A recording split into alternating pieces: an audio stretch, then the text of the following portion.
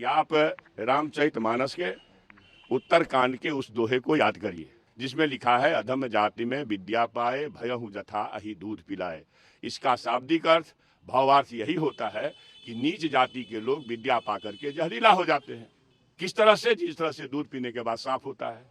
ये जो ग्रंथ हैं नफरत को बोने वाले, एक युग में मनुस्मृति, दूसरे युग में रामचरितमानस और तीसरे युग में गुरु गोवलकर का बंच ऑफ थॉट। बिहार के शिक्षा मंत्री जिनको दोहे और चौपाई में फर्क नहीं पता है, वे रामचरितमानस पर वक्तव्य दे रहे हैं और अर्थ का अनर्थ करके लोगों के सामने फैलाने का प्रयास कर रहे हैं। बड़ा ही दुर्भाग्य है।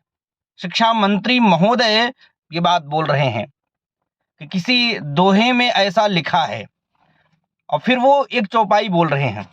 अब बताइए, रामचरितमानस की एक चौपाई उन्होंने उत्तरकांड का उदाहरण दिया और वो चौपाई मैं ग्रंथ लेकर के बैठा हूं। पूरी चौपाई, अधम जाति में विद्या पाए, भयउ जथा अहि दूध पियाए।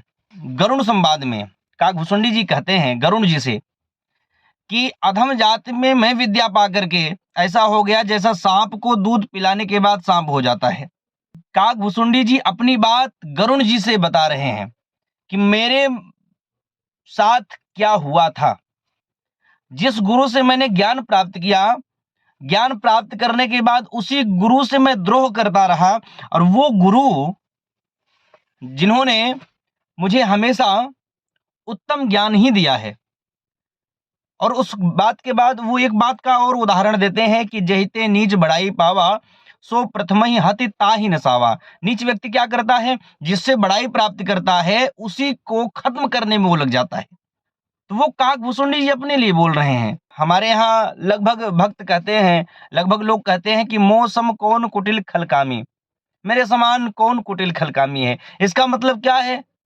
इसका मतलब एक यही है कि वो अपनी विनम्रता का परिचय दे रहे हैं।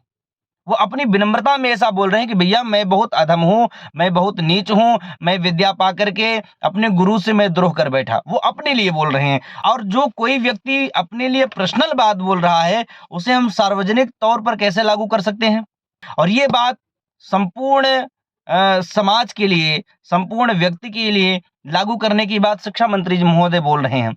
महाशय, शायद आपको पता नहीं है, रामचरितमानस पुस्तक उठा करके पढ़ने से नहीं मिलेगा।